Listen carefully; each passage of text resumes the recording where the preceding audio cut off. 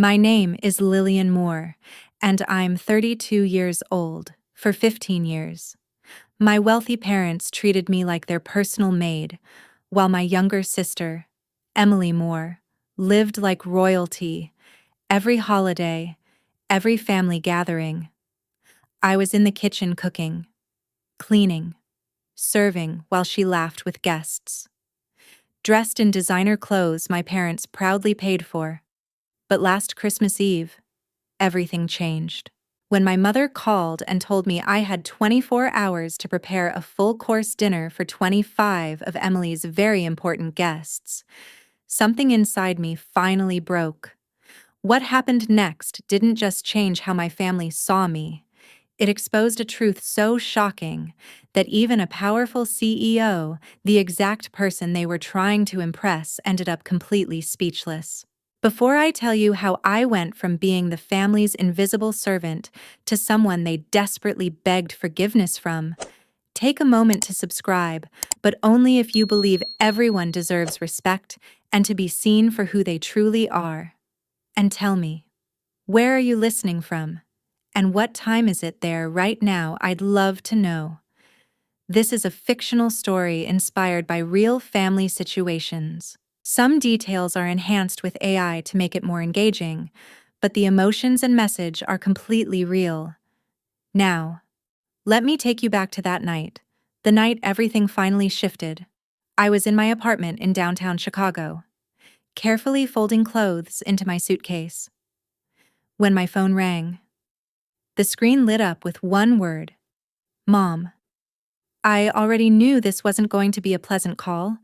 Back at our family home in Greenwich, New York, Christmas decorations covered every corner. I knew exactly how it looked because I'd been the one putting them up every year since I was 17. Lillian, cancel whatever pointless plans you have for tomorrow. My mother, Diane Moore, said immediately. No greeting, no warmth. Her tone was sharp, controlled, the kind that didn't expect an answer, only obedience. I kept folding my blazer. What's happening tomorrow? Emily is hosting her networking dinner. Christmas Eve. Very important people. She paused, just long enough for the message to sink in. 25 guests. Senior executives from Orion Hospitality Group. I could practically hear the satisfaction in her voice. You need to be here by noon. 7 main dishes. 10 sides. I've already planned the menu. My grip tightened around the phone. Of course. Emily's networking event. My younger sister worked in public relations and never missed a chance to show off her connections. Mom, I actually have. You should be grateful. She cut me off coldly. Your sister is building relationships that benefit this entire family. Her words hit exactly where they always did. It's not like you have anything important going on. I glanced at my laptop. An email sat open on the screen. From Catherine Wells, CEO of Orion Hospitality. If only my mother knew. Use the fine china, she continued. These aren't your usual people. Lillian, these are people who matter. People who matter. Unlike me. I'll send you the menu, she added. Don't embarrass us. And just like that, the call ended. I slowly lowered my phone, then looked down at my plane ticket. Destination Miami. Departure 8:00 p.m. tomorrow. This time, my hands weren't shaking. After 15 years, I had finally learned something important. The difference between their urgency and my worth. I sat down on the edge of my bed, memories rushing back like a slow, bitter tide. 15 years of being invisible, unless they needed something from me. Every Thanksgiving since I was 17, it was always the same line. Lillian will handle the cooking while Emily entertains our guests. Every Christmas, my mother would laugh lightly and say, Lillian's still figuring things out. But at least she's useful in the kitchen. At every family gathering, Emily was introduced with pride, our successful daughter in public relations. And me? Oh, Lillian's here too. She's helping out. Helping out. The last event had been the worst. Emily's engagement party at the country club. 200 guests, all dressed in black tie, champagne flowing, cameras everywhere. I had spent 14 hours in the kitchen preparing appetizers, barely stopping long enough to drink water. While Emily stood in the center of the room wearing a $3,000 dress our parents had bought her, smiling, laughing, being admired. At one point, a guest turned to my mother and asked what I did for work. My mother actually laughed. Lillian isn't as socially inclined as Emily, she said, but she cooks very well. I remember standing there, holding a tray, feeling something inside me quietly shut down. I stood up now and walked to my closet, pulling out my second suitcase. Inside, carefully protected in a leather folder, was the contract that would change everything. At the top, embossed in gold, were the words, "More Elite Events." I had chosen that name deliberately. No more connection to my family, no ties, no expectations. For 5 years, I had built everything in silence. 50 employees, 3 locations, clients that included luxury resorts and Fortune 500 companies. And tomorrow, while my family expected me to stand over a stove, cooking like I always had, I was supposed to close a $2 million contract that would take my company nationwide. My phone buzzed. A message from Emily. "Mom said you're cooking tomorrow. Don't mess it up. These people are important." I stared at the screen for a moment, then looked down at my plane ticket again. Flight 447 to Miami, departure 8:00 p.m. Not this time. I whispered into the quiet room. For once, they were going to have to figure things out without me. I had a plane to catch. As I continued packing, the irony settled in deeper. There had been signs, clear ones. I just hadn't wanted to see them. The first was how they introduced me, just last month at the country club. My father had said to one of his golf partners, "Emily's our success story. Lillian is still figuring things out." Still figuring things out. That same morning, I had finalized a contract worth $500,000, but to them, I was always the same. Unemployed, directionless, failing. They never asked what I did, never questioned how I paid for my apartment in Chicago, or how I afforded my car. Their version of me was so complete, so fixed, that the one time I mentioned traveling for work, my mother had laughed out loud. "What work?" she said. "Are you calling your little cooking hobby a business?" I didn't correct her. There was no point. The second sign had been even harder to ignore. Last summer, I went home for a visit and found my bedroom gone. Completely gone. In its place were racks of clothes, shoes, designer boxes stacked neatly along the walls. Everything that had once belonged to me. My books, my awards, the small pieces of my childhood, all packed into boxes and shoved into the basement. Emily needed more space. My mother had explained casually. She's building her image. Presentation matters in her field. Of course it did. Meanwhile, Emily had been given the entire third floor, renovated, customized, complete with a private office and a walk-in closet larger than my living room. And just like that, the message became impossible to ignore. One daughter was an investment. The other was invisible. I zipped my suitcase shut and sat there for a moment, thinking about the company holiday party just a week ago. My team had surprised me. 50 people in one room, celebrating not just the company, but me. They applauded when I walked in. They raised glasses in my name. They thanked me for building something they believed in. 50 people who saw my value, who respected my leadership. My phone lit up again. A message from my mother.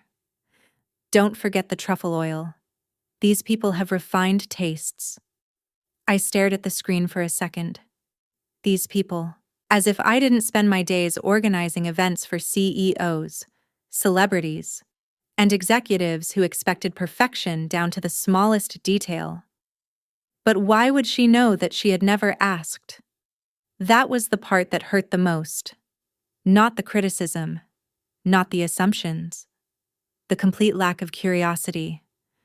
Not once in 5 years had anyone in my family asked, "Lillian, what do you actually do?" They had created their own version of me and never questioned it. Poor Lillian. Can't hold a job. Lives alone in a tiny apartment, probably surviving off leftover family money. In reality, I owned a 2-bedroom condo in one of the most expensive parts of Chicago. The money my grandmother left me, I didn't spend it. I invested it. Into myself.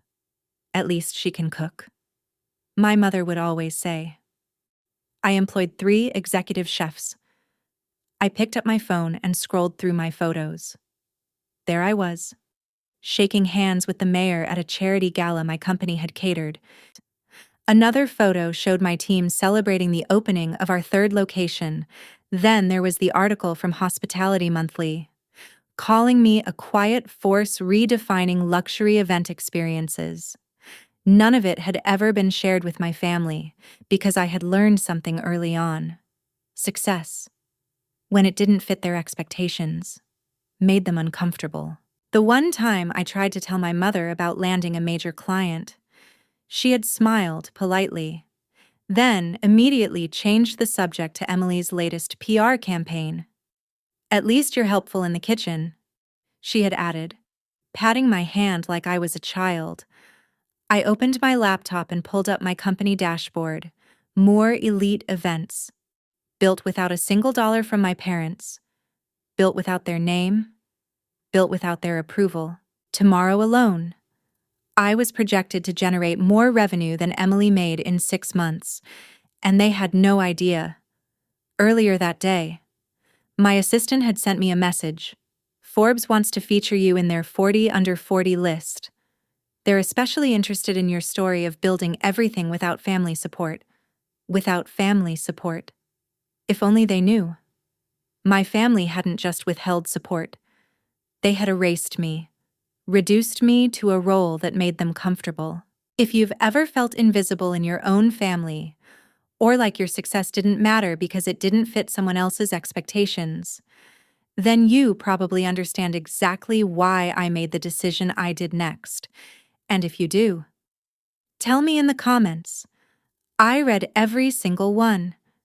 It helps more than you think to know you're not the only one who's been through it. Because this isn't just my story. It's for anyone who's ever had to choose between staying small or finally choosing themselves. What happened next started with a single reminder.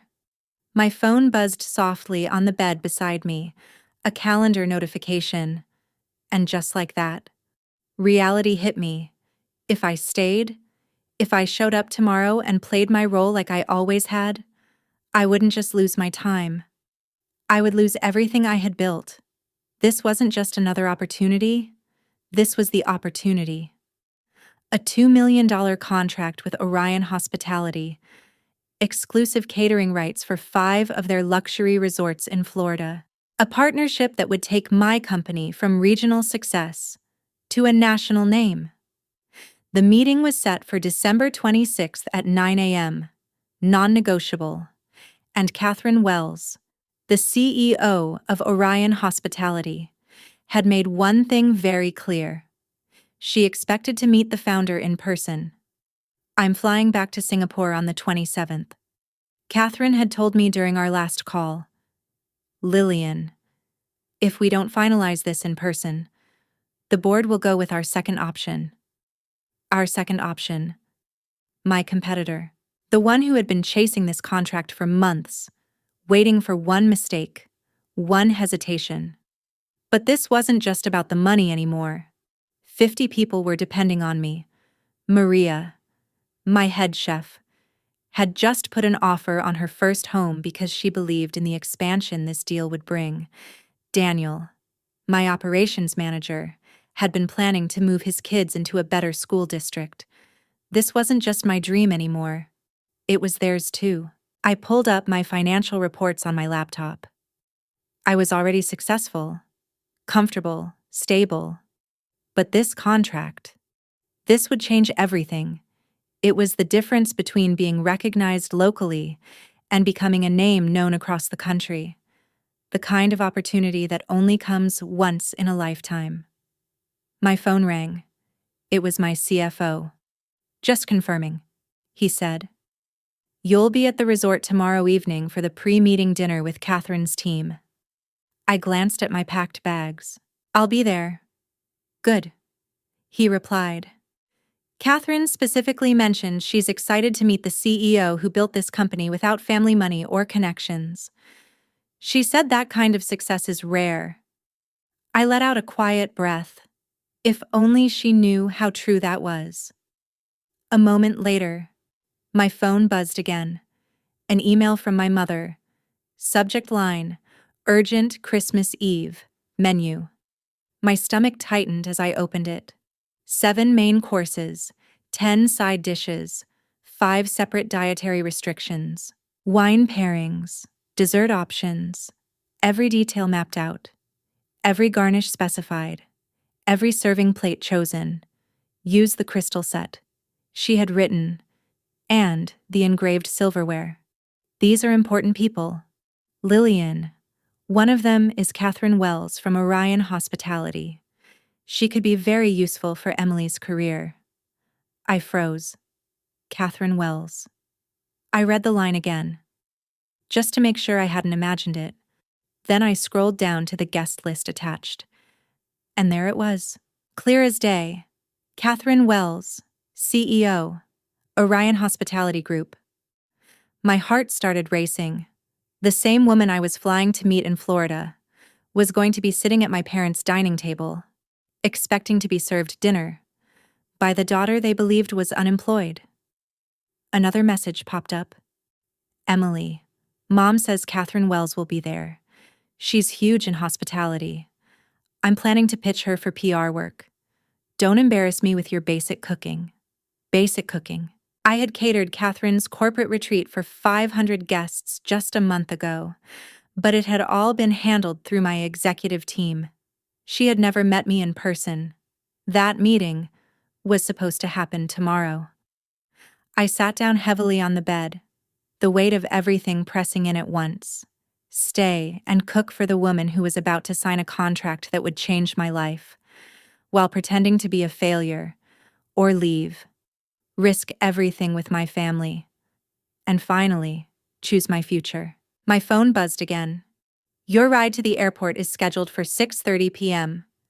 I looked at the menu, then at the contract, then at my plane ticket, for the first time. The answer felt obvious. I reached for my phone and dialed my mother. She picked up immediately. "I was beginning to think you weren't taking this seriously," she said sharply. "Mom, I can't do it." There was silence on the other end, then her voice sharpened instantly. "What do you mean you can't? I have a business trip. I'm flying to Miami tonight. Don't be ridiculous," she snapped, her tone rising with every word. "What possible business could you have?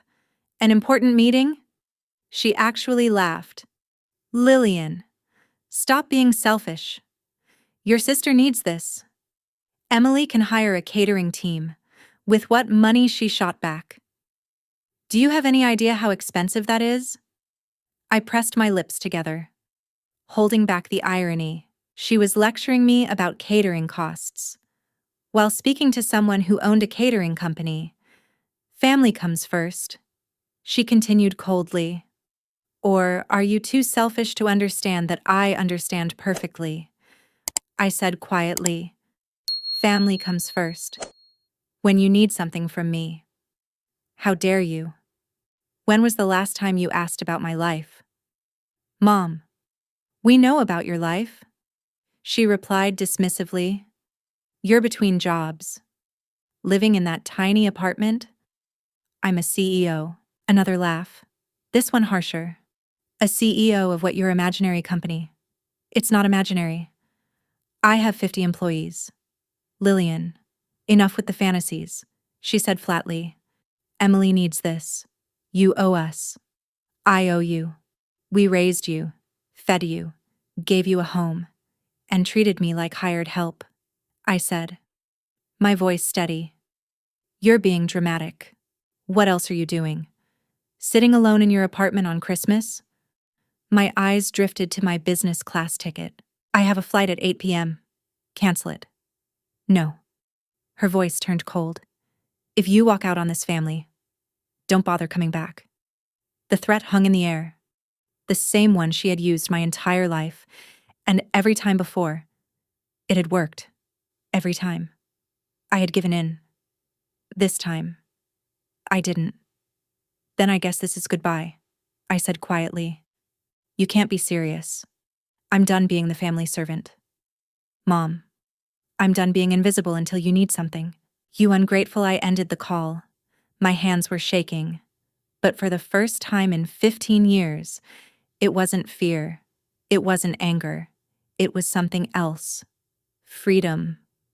My phone lit up immediately. Emily, what did you just do? Mom is freaking out. Stop being dramatic and get over here. I turned off my phone and went back to packing. They would figure it out. They always did. When they had no other choice. A few minutes later, I turned my phone back on. There was one thing I wanted to make clear. It rang instantly. What is wrong with you? Emily's voice came through, sharp and panicked. Mom is calling everyone saying you've lost your mind. I have a business meeting on Christmas Eve. Stop lying. I'm not lying. This is about that stupid argument last month. Isn't it? When Mom gave me your room? My room was turned into your closet years ago. Emily, I said calmly.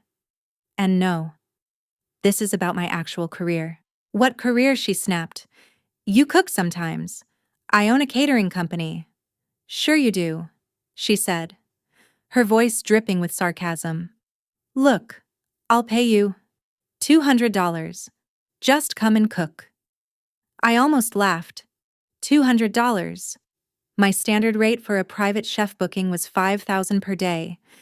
But she didn't know that, because she had never cared enough to ask. If you think my mother was right to force me to cancel everything and cook for my sister's event without even asking about my life, then comment right. But if you believe no one deserves to be treated like they don't matter, like their dreams come second to everyone else, then comment wrong. Sometimes, it's the smallest choices that reveal the deepest truths about how we're valued. And I really want to know, where do you stand? This is not up for discussion. Emily, I'm not coming. Mom will disown you. That's her decision. You're seriously going to ruin Christmas, she snapped. You're going to ruin my networking opportunity. Catherine Wells is going to be there. Then hire a caterer. On Christmas Eve. Are you out of your mind? No one is available. I walked over to my kitchen counter where I had left a notepad earlier. On it, I had written down 3 catering companies that handled last-minute emergency bookings, along with their 24-hour hotline numbers. It was more than they deserved. But I wasn't completely heartless. I left a list of options on my counter. I said, I'm not driving all the way to Chicago for your stupid note. She shot back. Then search for emergency catering services online. You're unbelievable. You're so selfish. I'm being professional. My business requires me to travel. What business? She shouted. Stop pretending to be something you're not. At that exact moment, a notification appeared on my phone. Your driver will arrive in 2 hours. I have to go. Emily, if you walk out now, you're dead to us. I paused for just a second. I'm already invisible to you. What's the difference? I ended the call and turned off my phone completely. The silence that followed felt different. Not empty. Clear. I walked back to the kitchen and placed the note with the catering numbers where it could easily be seen, just in case they somehow decided to come by. Next to it, I placed one more thing, my business card, Lillian Moore, CEO, Moore, Elite Events. They wouldn't come, they wouldn't look, but at least I knew. I had still tried to help, even as I chose myself for the first time. The plane took off at exactly 8:07 p.m., and as the city lights faded beneath me, I finally exhaled. Somewhere down there, my mother was probably calling every relative she knew, telling them how ungrateful I was, how I had abandoned the family on Christmas. I opened my laptop and pulled up the Orion contract again. Clause 15 stood out immediately. CEO presence required for all strategic planning sessions. Catherine had insisted on it herself. She only worked with founders who were directly involved. My inbox was filled with confirmations from her team. 17 emails. The pre-meeting dinner scheduled for 7 p.m. The formal presentation at 9 a.m. on December 26th. And the contract signing immediately after, pending board approval. I opened Catherine's latest message. I'm looking forward to finally meeting you in person. Lillian, I've been following more elite events for the past 2 years. Your reputation speaks for itself. My reputation. If only she knew that the same person she was about to partner with was supposed to be standing in my parents' kitchen right now, cooking for her. A message from my assistant came through the plane's Wi-Fi. Forbes is asking if they can include details about your family background. They're especially interested in the built from nothing without family support angle. I stared at the screen for a moment, then typed back. The article goes live on December 27th. Right a second later. The reply came. Yes. Midnight on the 26th. I leaned back in my seat. A slow smile forming. Perfect timing. By the time my family discovered who I really was, the contract would already be signed, and the truth would be impossible to ignore. I opened the Forbes draft they had sent for approval. The headline read, "From Invisible to Invaluable, How Lillian Moore Built a Catering Empire Without Family Support." I exhaled slowly. The timing felt unreal, like everything had aligned for this exact moment. When I arrived at the Orion Resort, the suite overlooked the ocean through floor-to-ceiling windows. A bottle of champagne waited with a handwritten note from Catherine Wells welcoming me. I checked my phone. 47 missed calls from my mother, 18 from Emily, even 3 from my father. I deleted them all without listening. Then I opened my email. My PR manager had sent the final Forbes version. I had been moved to the cover story. My photo looked confident. Nothing like the invisible daughter my family believed I was. The article told everything. Starting with $5,000, building the company without investors, succeeding without using my family's name. Another email came from Catherine. She said she would arrive late to dinner because she had a social obligation in Greenwich, my parents' house. She was there right now, likely sitting at that table, waiting for a dinner that didn't exist. My assistant messaged me. The reporter asked if I wanted to include my family's reaction. I replied, "They'll find out when everyone else does." The answer came back instantly. "That's bold." I stood by the window, watching the waves. In less than 12 hours, I would sign the biggest deal of my life. In 36 hours, I would be on the cover of Forbes, and my family would finally see me, not because they chose to, but because they had no choice. Sometimes, the most powerful response isn't revenge, it's success they never expected. That night, while I slept peacefully, everything fell apart back in Greenwich. The next morning, I read the messages. By 6 p.m., my mother realized I wasn't coming. The kitchen was empty, no food prepared, and 25 guests were arriving soon. Emily texted in panic, Mom is calling every restaurant. Everything is closed. How could you do this? At 6:45 p.m., my father texted, "Your mother is not doing well. Please reconsider." At 7 p.m., the guests arrived: executives, investors, and Catherine Wells. They expected an elegant dinner my mother had promised. At 7:23 p.m., Emily wrote, "We're ordering pizza. Do you understand what you've done?" At 7:47 p.m., Mom is blaming you. She's telling everyone you're unreliable. By 8:15 p.m., the food arrived. 8 boxes of pizza. From 2 different places because one wasn't enough. My mother, who had spent weeks talking about perfection, was now serving delivery pizza on crystal plates. And the messages kept coming, each one more desperate than the last. Catherine looks disgusted. People are leaving. Mom told everyone you're mentally unstable. Another message followed. She said you've always been the family disappointment. I didn't react. At 9:33 p.m., the last text came. It's over. Everyone left. Catherine didn't stay. Mom says you're dead to her. I set my phone down and ordered breakfast. In a few hours, I'd be sitting across from Catherine Wells. I wondered if she'd mention the disaster, if she'd connect my name to my family, and what my mother's face would look like when she finally knew the truth. The next evening, I arrived early at the Orion Resort, dressed sharply, focused, ready. But Catherine walked in already shaking her head. "Lillian, I have to apologize," she said.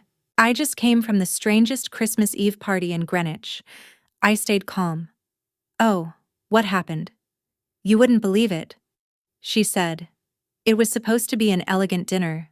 The hostess, Diane Moore, same last name as you, funny enough, promised a full-course meal by her daughter." I nodded slightly. We arrived to chaos. No food, empty kitchen, and she was ordering pizza. Pizza for a room full of executives. She said, "It gets worse." She spent the entire night insulting her older daughter, calling her unreliable, unstable, a disappointment. I stayed composed. She said the daughter was supposed to cook, but disappeared. Catherine showed me a photo. My mother stood there, embarrassed, pizza boxes covering the table, and the younger daughter tried to save it. Catherine added, "Even pitched me PR services while serving pizza on luxury plates." "Did you stay long? 20 minutes, she said. She was too busy blaming her daughter to even host properly. She paused. "It was the most unprofessional evening I've ever seen." Then quietly added, "She even said her daughter couldn't hold a real job. So she just cooks." I met her eyes. "That's hard to hear," I said. "I can't imagine treating family that way." Catherine shook her head and opened her menu. "Let's talk about your company." And just like that, the moment passed. But everything was about to change. If you were me, would you have told her the truth right then? Or waited for the perfect moment? Let me know what you'd do. I read every comment. The next morning, December 26th, I stood in Orion's boardroom, ready to finish everything. The contract sat in front of me. Everything was going exactly as planned. My presentation was sharp, precise, flawless. Every question answered, every detail covered. We were minutes away from closing the deal. Then the door opened. Catherine's assistant rushed in, holding an iPad. "Ms. Wells, you need to see this." The room shifted. "There's a photo from that Greenwich party last night. It's going viral on LinkedIn." Catherine took the iPad, and I watched her expression change. Curiosity, confusion, then something else entirely. She looked up at me, then back at the screen, then at me again. "Lillian," she said slowly. "This photo, From the Moore residence in Greenwich. She turned the iPad toward me. It was a picture taken inside my parents' house, a family photo hanging on the wall. Last Thanksgiving. There I was, standing slightly behind, barely noticeable, while Emily stood front and center beside our parents. "Is this you?" she asked. I nodded. "Yes." "And Diane Moore. Is your mother?" "Yes." The room fell completely silent. I could feel every pair of eyes on me. Catherine's legal advisor slowly set his pen down. No one spoke. Then Catherine broke the silence. The woman who spent all night calling her daughter unreliable, unstable, a failure. She paused. "That's your mother." "Yes." She stood up, walked toward the window, then turned back to face me. "You were supposed to cook that dinner. The one that turned into a complete disaster. But you were here. I chose my business," I said calmly. "Over being treated like a servant?" Catherine picked up her phone again, scrolling through something. "Your mother said you don't have a job," she said, "that you're incapable of anything except cooking. She doesn't know about my company." Catherine blinked. "Your own mother doesn't know you're a CEO. She never asked." She slowly sat back down, still processing. "Let me understand this," she said. "Your family has no idea you run one of the most successful catering companies on the East Coast. None. They don't know about your team, your locations. This contract we're about to sign. They think I'm unemployed." Silence filled the room again. Then one of her partners leaned forward. "I just need to be clear," he said. "The woman serving pizza on fine china last night has no idea her daughter could have delivered a 5-star event." I met his gaze. "She's never once asked what I do." Catherine suddenly laughed. Not politely, not carefully. It was real. "Oh my God," she said, shaking her head. She spent the entire night complaining about her disappointing daughter. She looked directly at me. "And that daughter is you, the CEO she had been trying to partner with for 2 years." She turned to her team. "Gentlemen, I think we're about to sign the most interesting contract of our careers." Then she grabbed her phone again and typed my name into the search bar. The results appeared instantly. "Oh my God," she said again. Turning the screen toward the others, my feature in Hospitality Monthly, my James Beard nomination announcement, a Wall Street Journal article on female entrepreneurs. "All of this," she said slowly. "Your family doesn't know any of this." Before I could respond, her assistant rushed back in. "Ms. Wells, there's more." He connected the iPad to the boardroom screen. A new page appeared, and suddenly, there I was, front and center, professional, confident. The headline bold and unmistakable. "From invisible to invaluable. How Lillian Moore built a catering empire without family support." Catherine read part of it aloud. "Moore, 32, built more elite events from a $5,000 investment into a multi-million-dollar company, deliberately choosing not to rely on family connections." She stopped reading, then looked at me. Her expression had completely changed. "This goes live tonight at midnight," Catherine said, still looking at the screen. "And your family has no idea." "They will," I replied calmly. "At the same time everyone else does." One of her partners let out a low whistle. "Your mother is going to see her unemployed daughter on the cover of Forbes." Catherine's assistant kept scrolling through the preview. "It says here you have a 6-month waiting list for events. Is that accurate?" 8 months during peak season," I answered. Catherine stood up suddenly. "I need to make a phone call." She stepped out of the room, through the glass walls. We could see her speaking animatedly, pacing slightly, her expression shifting as she talked. 5 minutes later, she walked back in with a strange smile. I just called Diane Moore. My stomach dropped. What I told her I was extremely disappointed with last night's event and that I would be taking my business elsewhere. I exhaled slowly. She begged me to reconsider. Catherine continued. Said it was all her older daughter's fault. Catherine. Then I told her something else. She said, cutting me off gently. The room went completely still. I told her I had just finalized a $2 million partnership with the most impressive entrepreneur I know. I already knew what was coming. She asked me who. Catherine looked directly at me, and I said, your daughter, Lillian Moore, CEO of Moore Elite Events. Silence. She didn't say anything for a moment. Catherine continued. It sounded like the air had been knocked out of her lungs. Then she gave a small shrug, and then she hung up on me.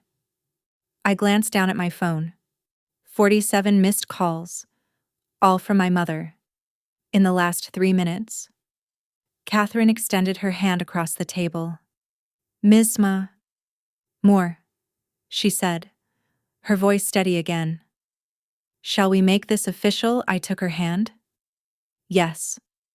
As I signed my name on the contract. Everything changed. $2 million. A partnership that would redefine my future, and a truth my family could no longer deny. My phone buzzed again. A message from my father. Your mother just fainted. What is Moore Elite Events? The contract was complete. Champagne glasses were filled. The room shifted into celebration. But my phone wouldn't stop vibrating.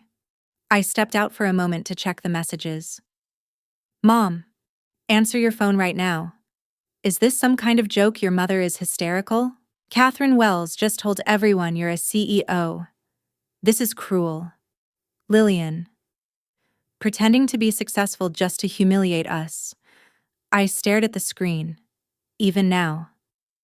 They thought I was lying. I walked back into the room where Catherine and her team were still celebrating. My family thinks I made it all up, I said simply.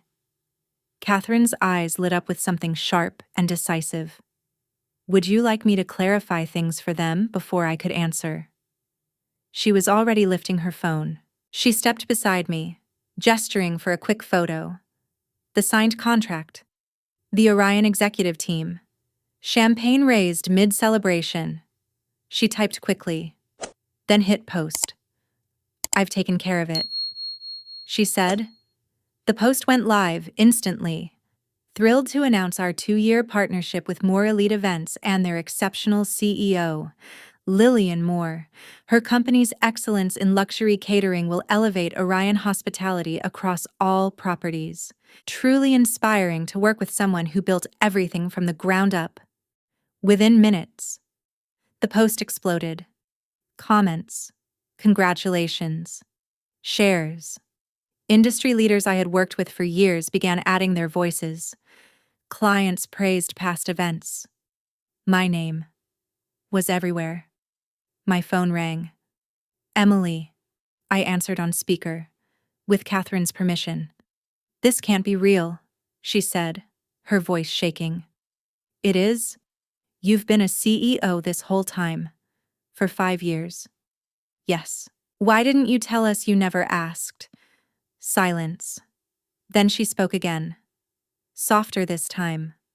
Mom is losing it. She's calling everyone, trying to explain. That's not my responsibility anymore. How can you be so cold? I looked around the room. At Catherine. At her team. At people who had never once questioned my value. People who saw me, exactly as I was. I'm not cold, I said quietly. I'm just done. I'm not cold. Emily. I'm done. My voice was steady as I said it.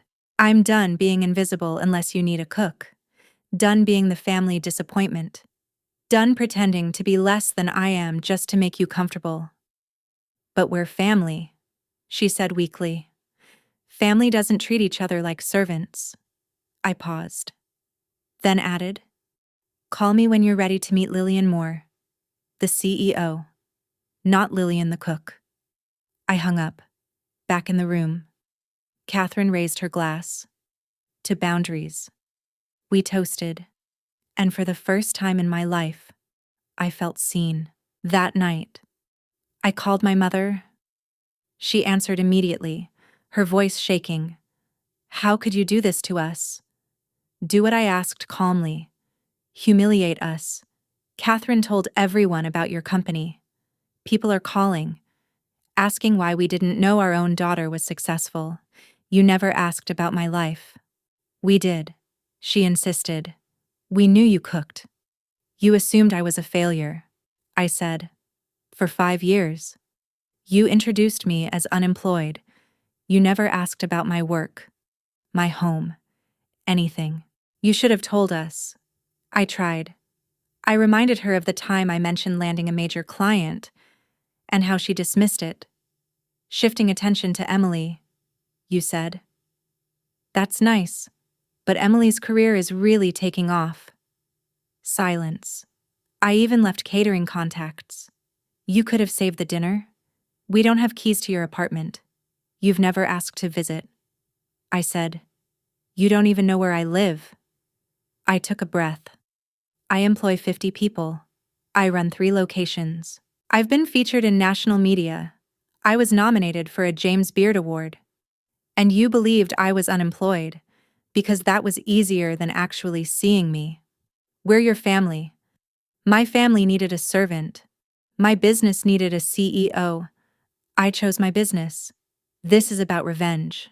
No, this is about self-respect. I built something incredible without your money, your connections, or your belief. A long pause followed. What do you want from us? She asked quietly. Nothing. For the first time. I don't need anything from you. The Forbes article goes live at midnight. I added, you should prepare yourselves. You told them about us. I told the truth. If that embarrasses you, ask yourself why. I heard my father in the background, trying to speak. But she cut him off. You've destroyed this family. No, I said softly. I've built my own life. If you ever want to be part of it, it will be as equals. I ended the call, and for the first time in years, I felt free. The consequences came quickly, within 48 hours of Catherine's post. Everything my family had built began to collapse. The country club buzzed with gossip. Emily texted in panic. Orion canceled our PR contract. That alone cost her firm $500,000 a year. Mom got removed from the charity board. Dad's friends are asking how he didn't know his daughter was a millionaire. The Forbes article spread fast, but one line did the real damage. My family assumed I was unemployed. It was easier to build an empire in silence than to fight their assumptions. Their version of me was gone. A few days later, my father called. Not a message. A call. Lillian, I need to say something. I stayed quiet. I knew you were doing something with catering. He admitted. Years ago. Some mail came to the house. I saw it, but your mother was so certain about who you were, and I didn't challenge it. I should have. His voice dropped. I'm ashamed. It was the most honest thing he'd said in years. Why didn't you? I asked. Because it was easier. He said. Easier to let her believe what she wanted. He paused. That made me part of the problem. I didn't respond. Your success is incredible, he continued. We missed it because we weren't looking. Another pause. Everything is falling apart here. Your mother lost positions. Emily is losing clients. People are asking questions we can't answer. I never wanted to hurt anyone. I said, you didn't. He replied, we did this to ourselves. We created a story where you failed, and Emily succeeded. And now everyone sees the truth. His voice softened. That dinner, it's already a legend. Your mother serving pizza on fine china, while her daughter was signing million-dollar deals. I felt something shift inside me. Not anger, Not satisfaction, just clarity. Dad, I said quietly. I don't apologize. We earned every consequence, I said quietly. And I meant it. While my family struggled to hold together what was left of their reputation, my life moved forward faster than I ever imagined. The Forbes article didn't just tell my story, it showed it. There was a photo of me at the Orion signing, standing confidently with a glass of champagne, surrounded by executives who respected me. Next to it, circulating online, was that old Thanksgiving photo? The one where I stood in the background, barely visible, while my family smiled front and center. The contrast was impossible to ignore. Within a week, more elite events received over 200 new inquiries, luxury brands, resorts, private clients. People who had hesitated before suddenly wanted to work with the CEO who built everything from nothing. My inbox overflowed with interview requests, speaking invitations, partnership offers. And Catherine became my strongest advocate. She told my story to anyone who would listen, never hiding her amusement at what had happened. Imagine, she would say, having someone extraordinary in your own home and treating her like she didn't matter. Her introductions alone led to 3 major contracts, $10 million combined. I hired 20 new employees to keep up with the growth. Maria became executive chef. Daniel stepped into the role of COO. During one of our expansion meetings, Maria said something I never forgot. "You know what makes this company different," she said. "You built it for people who were overlooked." She smiled slightly. Most of us were told we'd never be enough, and somehow, we ended up here.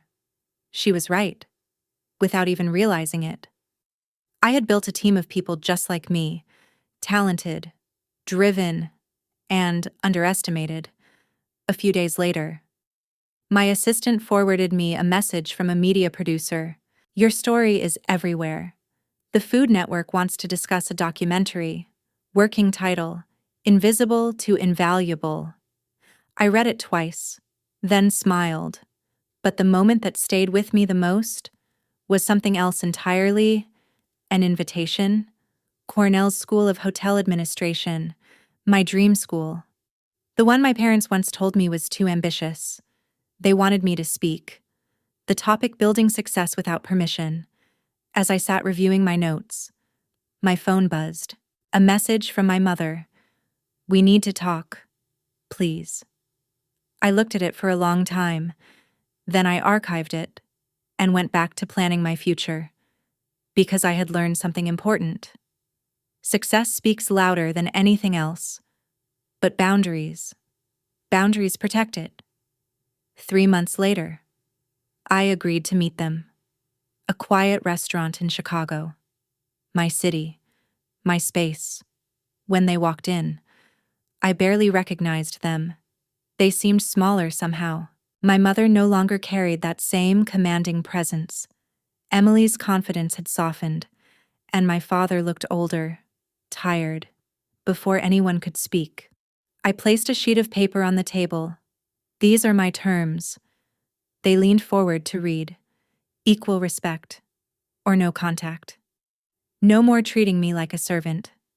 Public acknowledgement of what I've built.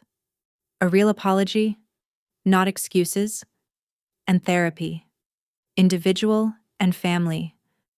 I looked up at them. "This is not negotiable." My voice remained calm. "I will be your daughter, not your employee. Your sister, not your support staff." Silence filled the table. My mother's eyes filled with tears. "We've lost everything," she whispered. "My reputation, Emily's clients. That's not my responsibility." I said, "I know," my father said quickly, interrupting her. "We're not here to blame you." He hesitated. "We're here to ask for another chance." Emily finally spoke. "I was jealous," she admitted quietly. I looked at her, surprised by the honesty.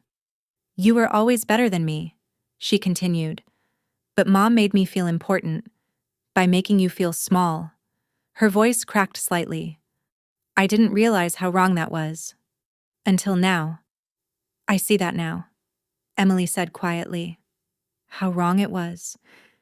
It was the most honest I had ever heard her. I've been going to therapy. She continued. My therapist said our family created a system where someone had to be the scapegoat, so everyone else could feel successful. She swallowed. And that someone was you, before you even had a chance to fight it. My mother reached across the table, stopping just short of touching my hand. I'm sorry, she said. Her voice trembled. Not just for Christmas Eve, for 15 years of not seeing you. She took a breath. I turned you into something small because I couldn't accept that you might become something bigger than what I imagined. I looked at all of them. For a moment, I didn't feel anger, just clarity. I'll consider giving this another chance, I said slowly. But understand this. I'm not coming back to the same family. I held their gaze. If we rebuild anything, it will be as equals. They nodded. Then I added one last thing, almost lightly. And Mom, if you ever want more elite events to cater anything, you'll be paying full price. For the first time in months. She smiled. Fair, she said. 6 months later, I hosted dinner. Not at their house. At mine. My real home. The 2-bedroom condo overlooking the Chicago skyline that they had never even known existed. I didn't cook. I never would for them again. That boundary was permanent. My team handled everything. As my parents and Emily sat at my dining table, being served by people who called me boss, the shift was impossible to ignore, but this wasn't about revenge. It was about truth. I raised my glass. I want to be clear about something. I said, success doesn't need permission. Self-worth doesn't require validation, and respect is not optional. My mother nodded. She had been in therapy for months. She had even stood in front of the same social circles that once praised her and admitted she had been wrong. It didn't fix everything, but it started something new. Emily's company had changed direction, and one day, she approached me, professionally, asked if more elite events would consider her for PR services. I told her to submit a proposal, just like everyone else. She did. And it was good. We were reviewing it. My father surprised me the most. After years of silence, he finally found his voice. Now, when he introduced me, he didn't hesitate. This is my daughter, he would say, the CEO, and there was pride in his voice, real pride. But the biggest change was in me. I stopped hiding, stopped shrinking, stopped making myself smaller just to keep others comfortable. More elite events grew to 100 employees, 5 cities. The documentary aired. The story reached people I would never meet, but who understood every word. And every morning, I looked at myself in the mirror and reminded myself of one simple truth. I'm Lillian Moore, CEO. Not anyone's servant. Never again. Looking back, I realized the hardest part wasn't building success, it was believing I deserved it. Even when the people closest to me couldn't see it. This journey taught me that your value doesn't come from how others treat you, but from how you choose to see yourself. Sometimes, choosing yourself feels like betrayal. But is it really wrong to walk away from a place where you were never truly seen? Or should we keep sacrificing just to be accepted? I'd love to hear your thoughts. What would you have done in my place? Your voice matters more than you think, and someone out there might need your perspective today. If this story touched you, consider subscribing, leaving a comment, and sharing it with someone who needs strength right now. A small action from you could inspire a whole community.